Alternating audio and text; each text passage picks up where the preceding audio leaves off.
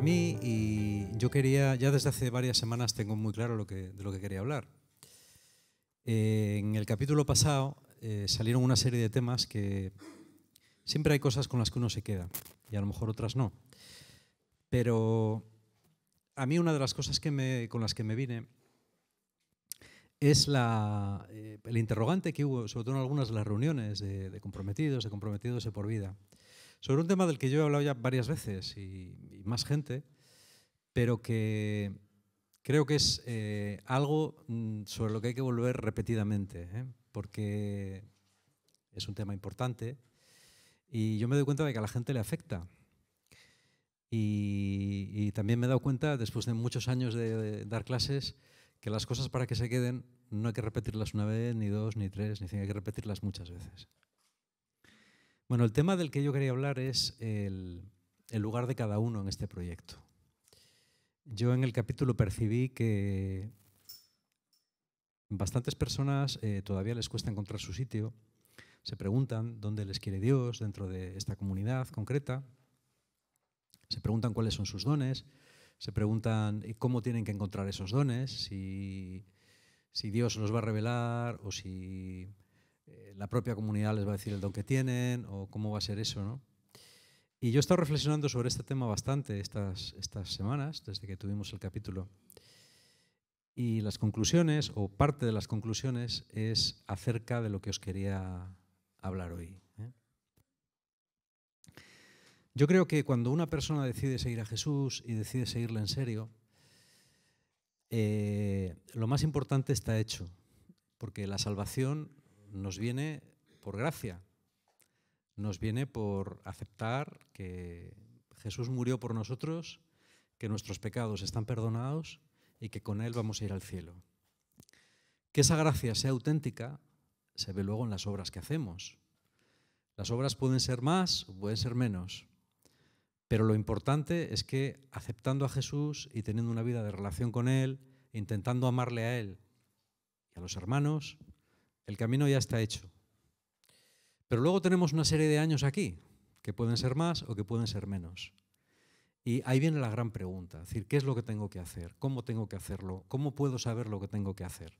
¿Cómo sé que lo que estoy haciendo es lo que tengo que hacer y no otra cosa y que a lo mejor me estoy equivocando, ¿no? Bueno, pues esas son preguntas buenas. Yo creo que la labor de uno, cuando uno decide vivir la vida de fe en comunidad, sobre todo en una comunidad intencional como es esta, como puede ser otros movimientos o una orden religiosa, que tiene un carisma, bueno, yo creo que la realidad de lo que uno tiene que hacer ya viene muy condicionado por la familia en la que lo tiene que hacer. De la misma manera que, por ejemplo, si te casas, la realidad de tu familia, la realidad de tu vida y de tu trabajo va a depender bastante de la realidad de tu familia. Obviamente, si tú tienes 8 hijos, bueno, pues eso va a limitar mucho tus otras opciones de vida. De la misma manera que si estás soltero, pues tus opciones de vida van a ser más amplias, probablemente, porque vas a estar menos atado. Bueno, aquí es igual. Es decir, la comunidad en la que estás, con su propia vocación y su propio carisma, ya condiciona bastante, o debería condicionar bastante, cuál es el lugar al que Dios te llama o cómo Dios quiere que tú emplees tu vida. Por ejemplo, si yo estoy llamado a formar parte de la orden de los combonianos o de los padres blancos, yo puedo decir no. Sí, pero yo a misiones no quiero ir. Yo quiero quedarme y dedicarme a la oración contemplativa. Te dirán, hombre, pues igual este no es el mejor sitio, ¿vale? O yo me hago carmelita, pero no, yo lo que quiero, o yo qué sé, o clarisa, pero yo lo que quiero es andar por ahí por las calles recogiendo pobres, ¿no? Bueno, pues a lo mejor tú mucho carisma de clarisa o de carmelita no tienes, tendrías que haber escogido otra opción, ¿vale? Esta es una idea simple. Es decir, yo creo que el lugar en el que tú vives, la vocación de la que tú vives, debería condicionar en parte lo que tú haces. Por lo menos hacerlo según el carisma o según la espiritualidad de esa familia que tú has escogido. ¿De acuerdo? Esta es la primera idea, que es muy tonta, pero conviene recordarla. Entonces, para saber dónde tengo que estar yo, tengo que saber muy bien dónde está mi familia. Bueno, una comunidad como Fe y Vida es bastante amplia. Quiero decir que no es específica como algunas órdenes religiosas lo son, que son incluso algunas muy específicas. Los camilos, por ejemplo, trabajan en los hospitales, ¿eh? O pues eso, los combonianos, los padres blancos, trabajan en las misiones. Otra gente se dedica a la contemplación. Bien, nosotros podemos hacer un poco de todo, no tan especializadamente, pero un poco de todo, ¿no? Yo esta tarde pensaba en una palabra para definir lo que es la comunidad. ¿Cómo podríamos definir lo que es Fe y Vida? Y se me venía a la mente una canción. Hay una canción de Woody Guthrie que la ha versionado muchísima gente, la ha versionado Johnny Cash, Mumford & Sons también tiene una versión, que es la de This Train is Bound to Glory. ¿No la habéis oído nunca? This train is bound to glory, this train. Es un espiritual antiguo, ¿eh? Muy famoso, muy famoso. Hace muchos años, yo no recuerdo ya dónde, en qué sitio, cantábamos una versión que era Este tren va a la gloria, este tren, traducido. Es un espiritual en Estados Unidos muy famoso, que se canta mucho y digo, estás muy versionado, ¿no? Y yo decía, mira, si yo tuviera que definir lo que me gustaría que fuera Fe y Vida, es una imagen que me gusta, ¿eh? Este es un tren que va a la gloria. Hay muchos trenes que van a la gloria, ¿vale? Por ejemplo, hay trenes que son muy grandes, como grandes trenes de mercancías, ¿eh? De estos que hay por Estados Unidos, que algunos tienen 4 kilómetros de largo. Quiero decir que como te toque uno un paso stop, mejor te vas, te tomas un café, llamas a alguien, echas una partida a las cartas y vuelves al coche, ¿eh? Y a lo mejor ya ha pasado el tren. Hay trenes que son más pequeños, hay trenes que son muy lujosos, hay trenes que son poco lujosos, hay trenes que son muy viejos y llevan a la gloria también, pero son tan viejos y están tan cochambrosos que nadie se quiere subir. ¿Eh? Hay trenes muy guays, tienen pintadas y la gente canta y tal y cual, y ahí sí que se sube más gente. Bueno, yo creo que no hay un tren mejor que otro, los trenes son distintos y todos van a la gloria, ¿eh? Los hay que descarrilan, pero yo digo los que no, pues van a la gloria, tardan más o tardan menos, pero llegan, ¿no? Por definición, todo tren que no se avería o que no descarrila, llega a donde tiene que llegar. Yo pienso que Fe y Vida debería ser como un tren más que va a la gloria. Y a mí me gustaría que la característica de este tren no es solo que lleva a la gloria, eso es lo más importante, ¿eh? Por supuesto. Pero me gustaría que este tren fuera un lugar en el que mientras uno va a la gloria, la gente estuviera bien. La gente estuviera bien. No es lo mismo ir en unos trenes que en otros. Yo todavía recuerdo cuando era pequeño los trenes que tenían asientos de madera. El tren que iba a Santander tenía clases, además tenía clases. Tenía por lo menos dos. Yo ya siendo pequeño conocía dos clases. Lo sé porque mi abuela venía siempre de Asturias aquí, que eran 150 kilómetros y 5 horas de viaje, literales, venía siempre en preferente. Mi abuela siempre venía en preferente, ¿no? Que tardabas lo mismo, pero... Sí, pero los asientos eran como de terciopelo verde. Yo recuerdo porque cuando viajaba con ella, yo sí no iba en segunda, pero cuando viajaba con ella decía, no, vamos en preferente. Y viajaba con ella en preferente también.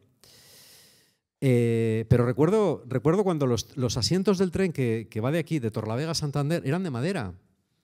Eran como unos bancos de madera, incomodísimos, de muy pequeño. Yo eso ya después no lo vi más, pero eran bancos incómodos.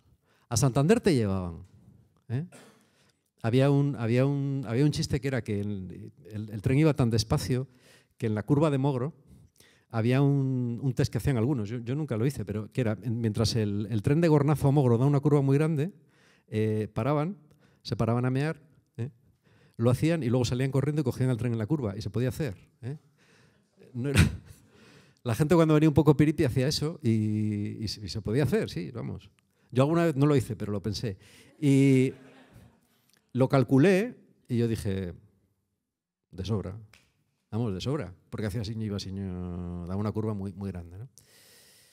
A mí me gustaría que este tren de esta comunidad fuera un tren acogedor y fuera un tren en el que la gente notara algo especial, en el que la gente se sintiera como en su casa.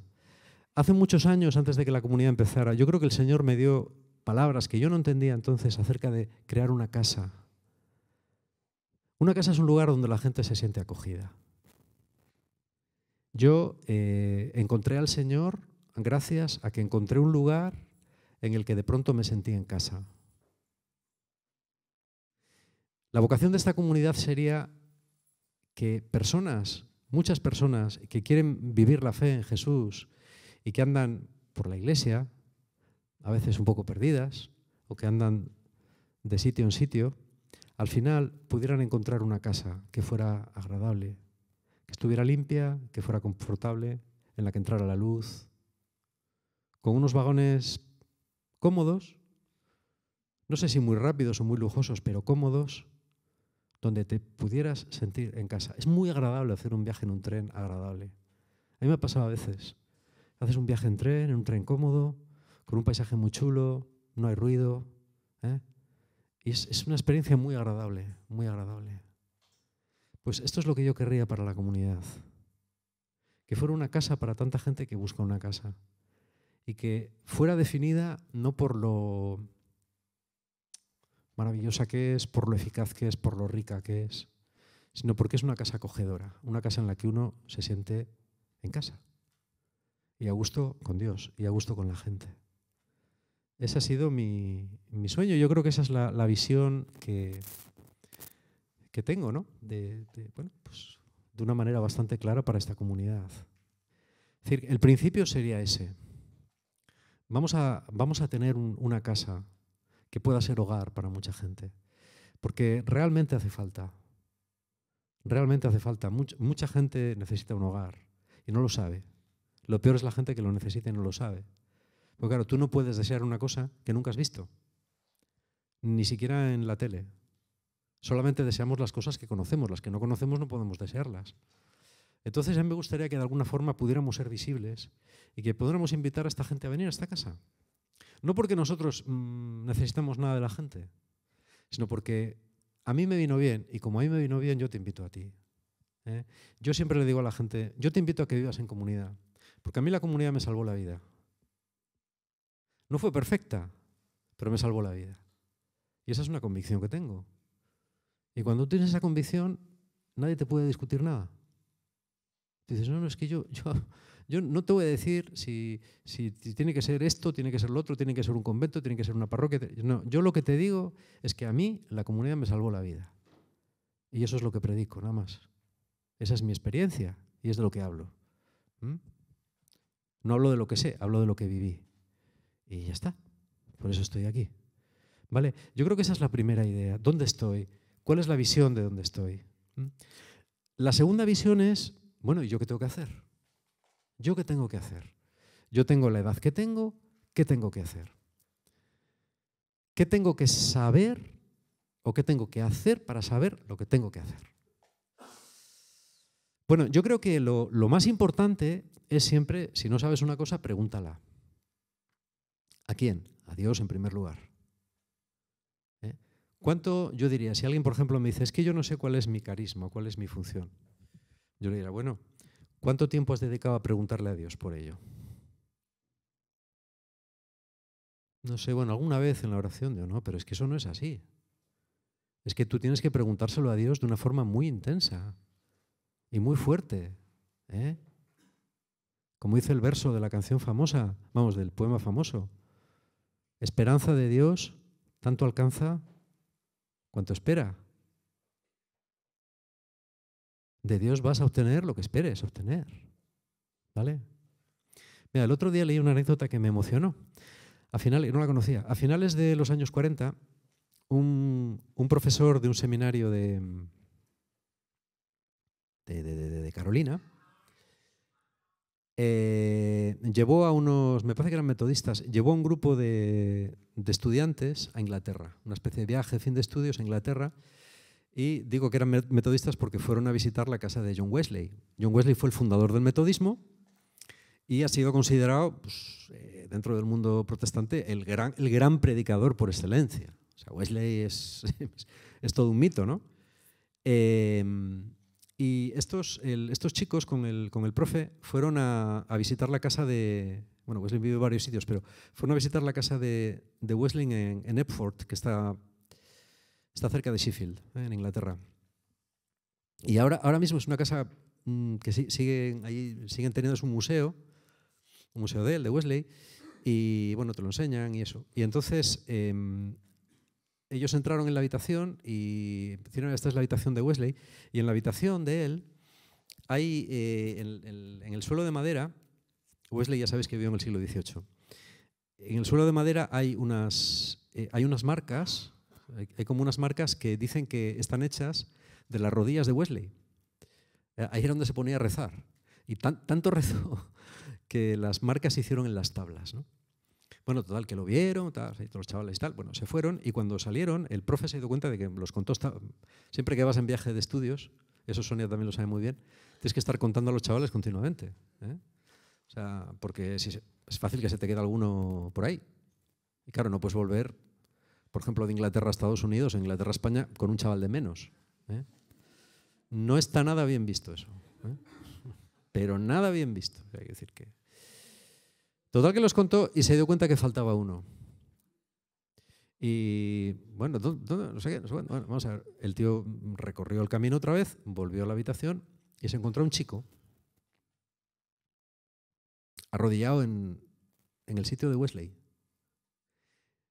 con los ojos cerrados y diciendo: Señor, por favor, haz que suceda otra vez. El chico se llamaba Billy Graham. ¿Eh? El chico se llamaba Billy Graham. Y ha sido el predicador más importante del mundo protestante y probablemente de toda la historia, más que Wesley. Más que Wesley. ¿Vale? Wesley no tenía aviones a reacción, como ha tenido Billy Graham, ¿no? Pero esto es sintomático. ¿Por qué no se quedaron los demás? Todos iban a ser seminaristas, pastores. Se quedó uno solo, ¿eh? El chico no se quedó con la anécdota. El chico se quedó con la visión. Y lo que se le ocurrió no fue hacer fotos de la habitación de Wesley para enseñárselas a su novia o a quien fuera, sino ponerse de rodillas en aquel lugar santo y decir: Señor, haz que suceda otra vez. Y sucedió. Vaya que sí sucedió. Sucedió todavía más que lo de Wesley. ¿Vale? Alguien puede decir: bueno, pues yo es que esa pasión no la tengo. Yo digo: bueno, pues si no la tienes, vuelta a empezar, pídela. ¿Eh? Si no tienes ganas de orar, ora sin ganas. Ora sin ganas. Las ganas de orar, esto no lo digo yo, lo dicen muchos maestros espirituales, solamente se obtienen orando. Como cuando estás anorésico perdido y llegas ya a un momento en el que ya pierdes el hambre, ya no tienes ni siquiera hambre, las ganas de comer se recuperan empezando a comer poco a poco. Esto es igual. Si no sabes, pregunta. Pregunta. Pero pregúntale a Dios, ¿eh? Pregúntale a Dios en primer lugar. Y si sientes algo, hazlo. ¿El qué? Lo que sea. Mirar. Yo hubo una época, a partir de 2007, cuando nos juntábamos en el piso de la comunidad, en el de la Sala Larreta. Bueno, pues hubo un año, el 2007, la comunidad paró, éramos muy poquitos, había como una sensación de que la cosa no daba más de sí, en fin. Y yo estaba perdido completamente, yo no sabía qué hacer. Y yo sentía que había que hacer algo, que había que salir, ¿no? Y yo tenía una fijación con el barrio de la inmobiliaria. Y algunas tardes, cuando tenía un tiempo libre, me ponía a pasar por la inmobiliaria. Pasaba para arriba y para abajo. La inmobiliaria realmente ningún turista vendría, o sea, quiere decir que no hay mucho que ver, ¿eh? Alguna vez me sentaba en el banco de la Cruz Roja, donde sentaban los negritos, diría: tendría que hablar con alguno de estos, digo, no me van a entender bien, no sé qué. Bueno, y a veces andaba por arriba y por abajo, oraba, Y yo decía, debería pasar algo aquí, ¿no? Hasta que un día vi este local, que era una colchonería, este mismo local. Y ponía, se vende. Y entré haciendo como que miraba colchones, ¿sí? Me metí hasta ahí atrás. Era muy distinto ahora, estaba todo diáfano y no existía la parte de arriba. Y hoy estamos aquí. Durante mucho tiempo, o durante un tiempo, estuve mirando el mapa de Valencia. Y bueno, hoy hay una comunidad civil en Valencia. Yo no creo que eso tenga nada que ver conmigo. Yo creo que tiene que ver con lo que tú tienes en el corazón. Si tú no le pides a Dios pasión, no la vas a tener seguramente. Cuando Dios te muestre algo, hazlo. Si es pequeño, hazlo. Si es grande, hazlo. Tú hazlo. Y luego mira a ver lo que pasa. A lo mejor lo que haces no está bien, pero la orientación es buena. Simplemente Dios te está diciendo, no, sí, pero de otra manera. Siempre va a haber alguien que te corrija. Apolo era un gran predicador. Lo que pasa es que desbarraba un poco. Pero bueno, Prisca y Aquila, Hechos 16, si no recuerdo mal, le cogieron y le dijeron, oye tú, mira chaval, tú tienes muy buen ánimo, muchas ganas, pero estás un poquitín perdido. Ya le explicaron bien. Y cuando lo explicaron bien, Apolo fue un gran predicador cristiano.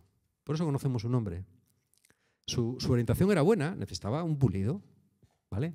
Pero para eso está la comunidad, para darte un pulido. Hay veces que lo que Dios te pide es una cosa que tú no querías. Yo siempre he contado que mi primera misión en la comunidad cuando empecé fue hacer pompones. Sé hacer pompones muy bien. Eso me sirvió para toda la vida. Nunca más volví a hacer ninguno, pero si quisiera, creo que todavía podría hacer uno. Por lo menos aprendí a hacer pompones. ¿Vale? Hombre, yo pensaba que lo mío no era hacer pompones especialmente, pero los hice lo que me tocó. Luego me encargaron otras cosas. Un día me encargaron predicar. Y desde entonces ya no dejé el micro. Hasta el día de hoy, ¿vale? Haz lo que te manden. Haz lo que te manden porque Dios a veces te va a probar. Normalmente yo me doy cuenta de que la gente cuando dice, es que yo no sé qué hacer. Casi todos queremos ministerios que sean muy vistosos, que sean gratificantes. Eso está bien, que sean visibles, que dan caché. No es que lo queramos directamente, pero claro que yo también quería estar en un grupo de música. Pues ¿quién no ha querido estar en un grupo de música? Todo el mundo, ¿vale? Eso está bien, pero tenemos que tener mucho cuidado. ¿Por qué? Porque hay que tener mucho cuidado con tener demasiado gusto en un ministerio. Porque cuando tienes demasiado gusto en un ministerio, a lo mejor, un día tienes que oír, ya tuviste tu recompensa. Me cago. ¿Y yo que pensaba que estaba haciendo algo? ¿No? Hombre, quiero decir que mal no estuvo, pero tampoco vengas aquí dándotelas de...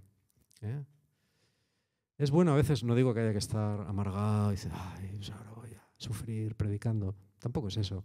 Dios no quiere que andemos con los pies a rastras. Pero no te apegues demasiado a ningún ministerio. En el momento que te apegas ya hay algo que va mal. A ninguno, ni al de papa. Ni al de papa. En el momento que te apegas a un ministerio o a una función, ya algo va mal.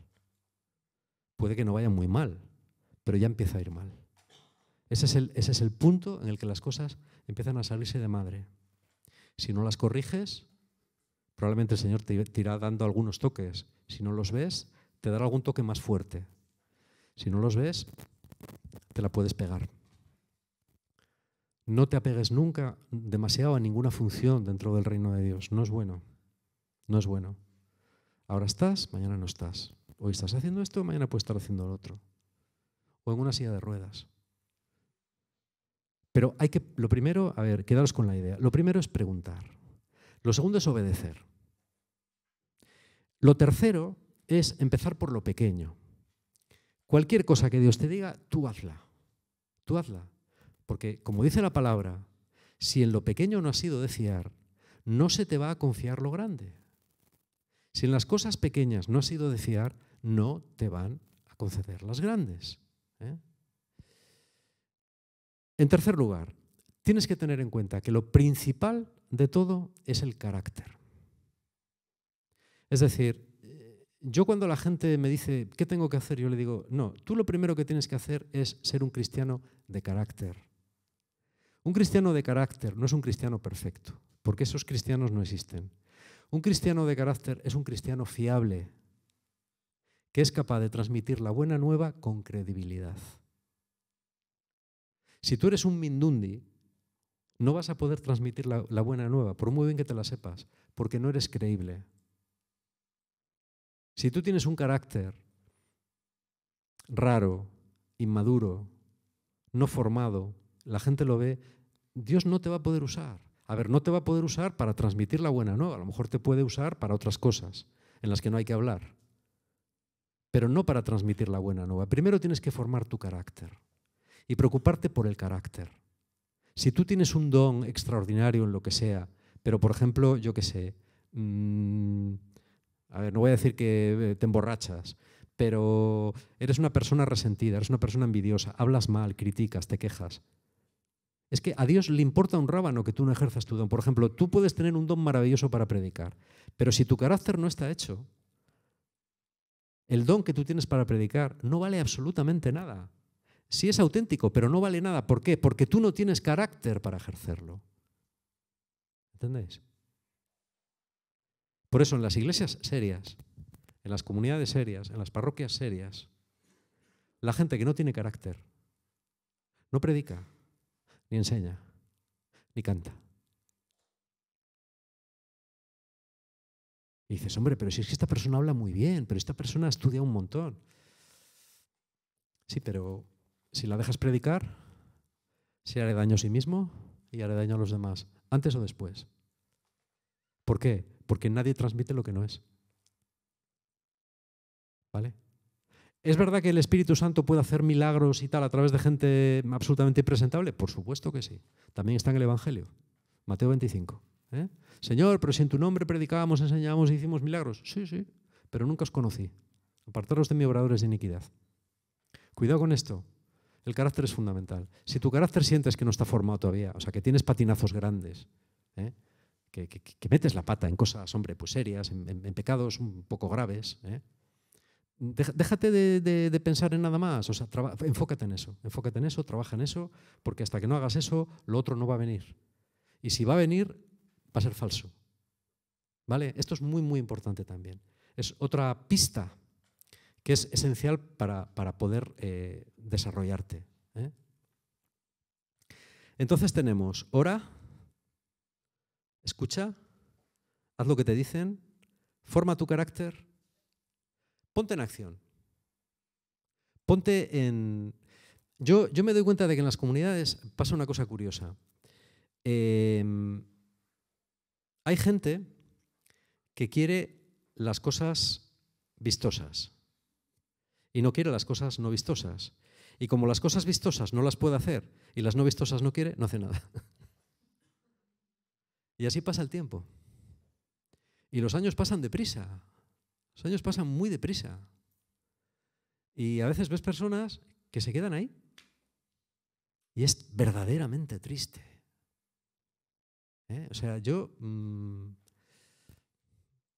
de antes quizás me fijaba más, ahora igual ya me fijo menos, ¿no? Porque ya cada uno pues, con su vida, ¿no? y con Dios. Pero joder, yo a veces he visto dones estancados, ¿no? Dones estancados, dones que no fluían, porque la persona no quería empezar por el principio.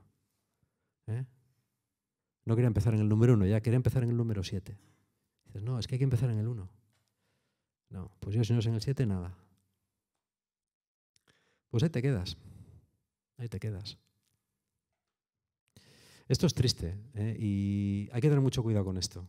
Porque uno se estanca con una facilidad. Yo lo veo por mí mismo. O sea, yo me doy cuenta de que yo no puedo fallar en mi vida de oración y en mi vida de, por supuesto, lectura de la palabra, pero también de leer cosas. Hay veces que lees un libro y te dice, ¿ves? Aquí Dios te está hablando a través de esto. Hay que tener las antenas siempre dispuestas a escuchar lo que Dios nos dice, porque Dios habla en susurros.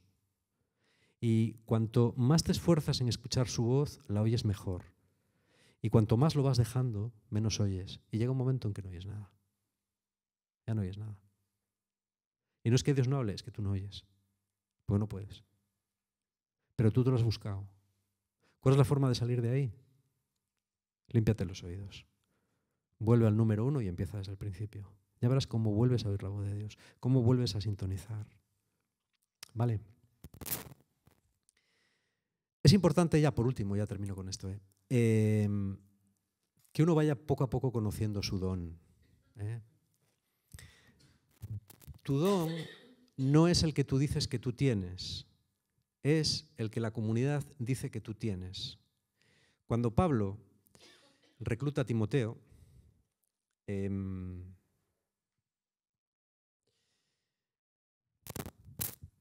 yo creo que esto es lo que está en Hechos 16 también. Es curioso porque Pablo, antes de llevárselo, pregunta a las iglesias de Iconio y de Listra acerca de él. Pablo no dice, joder, este chaval sí que me entiende, este es un chaval majo. Este me lo voy a llevar yo, va a ser aquí un figura del 1. Primero pregunta a 2 iglesias, no a una, a 2 iglesias que no están al lado, que le conocían. Este chaval, y las 2 iglesias le dan buenos informes de él. Este chaval ya tiene el carácter hecho. Te le puedes llevar para discipularle como lo que va a ser después, ¿no? Un gran dirigente de una iglesia. ¿Vale? Quizás el discípulo más famoso de Pablo. Es el testimonio de la iglesia el que decide a Pablo llevársele consigo. Tú no tienes los dones que dices que tienes o que crees que tienes. Tú tienes los dones que la iglesia te reconoce que tienes. Y si la iglesia se equivoca, peor para ella. Yo te aseguro que si tú haces bien y tus dones son auténticos, ya las apañará Dios para que surjan. Pero es que eso es automático. Si tú tienes la actitud, si no es aquí, será en otro sitio, pero los dones saldrán. Esto es lo primero. Tú no puedes decir, es que, sí, yo antes era, yo qué sé, era un blasfemo, un impío y un borracho, ¿no? Pero es que ahora he cambiado tanto. No, pero es que tú no puedes decir eso. ¿Por qué? Porque tú no eres juez de ti mismo. Ninguno de nosotros puede ser juez de sí mismo. Tú no te ves. Todos tenemos áreas ciegas que no vemos. Hasta la gente que mejor se conoce. Tú tienes que saber quién eres. Y tienes que escuchar mucho lo que te dicen los demás. ¿Por dónde te animan los demás? ¿Por dónde te animan? En los hechos también hay veces que dice, la iglesia le animó. Dijeron, sí, hombre, tú vete, hazlo, que te vemos. Que la iglesia le animó, los hermanos le animaron. Esto es muy importante también. Tú mira a ver qué es lo que Dios te pide. A lo mejor Dios te da un don. Hay dones que son más raros y dones que son menos raros. Por ejemplo, los dones de visión son raros. Hay poca gente que los tiene. Son muy valiosos por eso.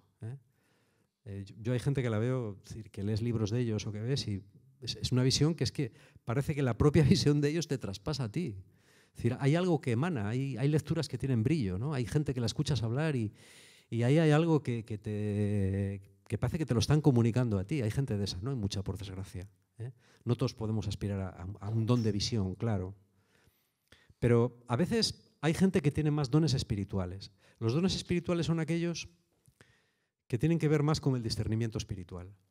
Por ejemplo, hay gente buenísima que no tiene ningún tipo de discernimiento espiritual. Y son santos rematados, pero no tienen discernimiento. Por ejemplo, no distinguen lo que San Ignacio de Loyola llamaba el discernimiento de espíritus. El discernimiento de espíritus es calar a la gente. Hay personas, yo he conocido personas, pocas también, pero de estas que entras frente a ellos, te miran y tú sientes, ya me ha calado. Ya me ha calado. Y a partir de ahí, cualquier cosa que digas que sea mentira, te lo pillan. Porque te han calado. Y luego te dicen, mira, tú eres así y así y así y así y así. ¿Me equivoco? Y tú dices, bueno, eso es un don. Bueno, hay gente que es buenísima, pero no tiene ese don. Para nada. Hay gente que ama mucho a los demás, pero no tiene el don de discernimiento.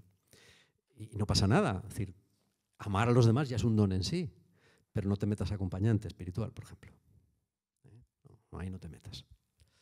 No te metas porque no vas a apreciar Pues es igual que un terapeuta, ¿no? Un terapeuta es bueno no por las técnicas que sabes, las técnicas están en los libros, esas te las aprendes.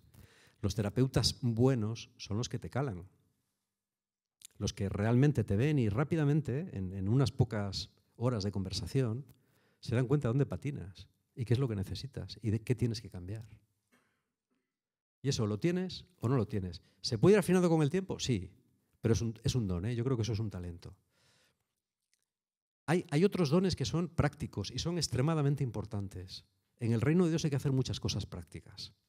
Hay cuestiones organizativas, hay cuestiones logísticas, hay cuestiones que son fundamentales, tan importantes como estas otras que digo.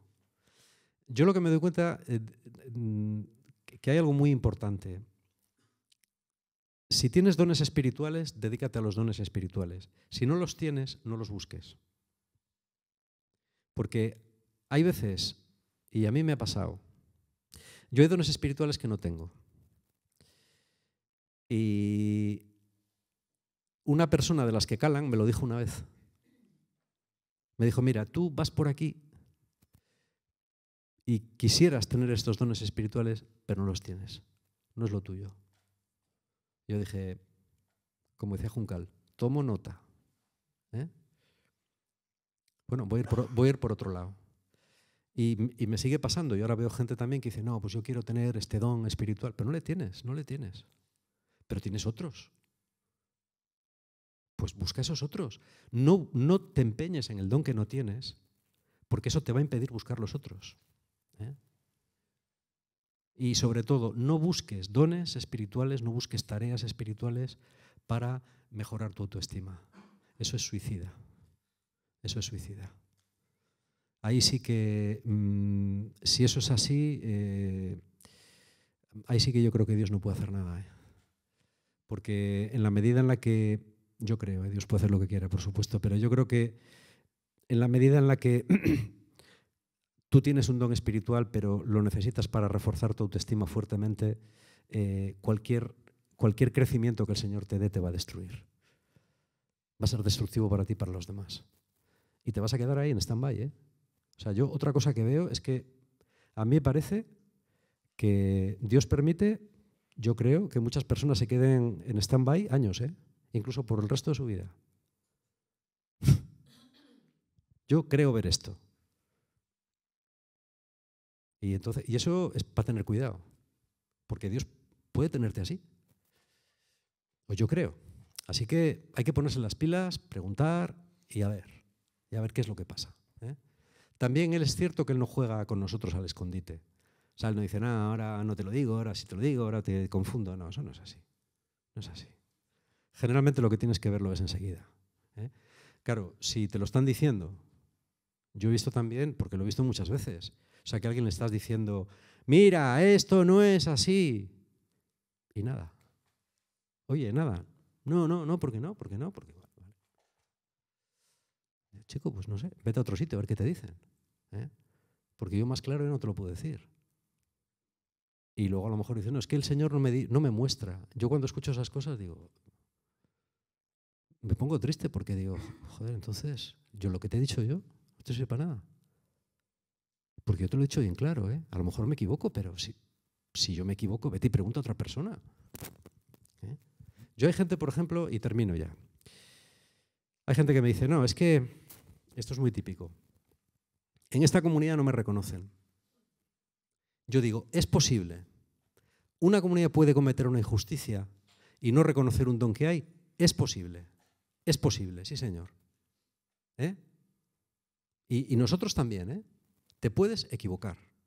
Te puedes equivocar.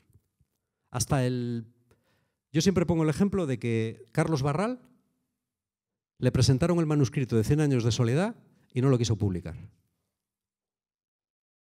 Que eso es como para decirle, mira chaval, cierra el negocio, cierra 6 Barral o véndelo, vete a tu casa y dedícate a pescar chamarucas en la playa Blanes. Porque vamos.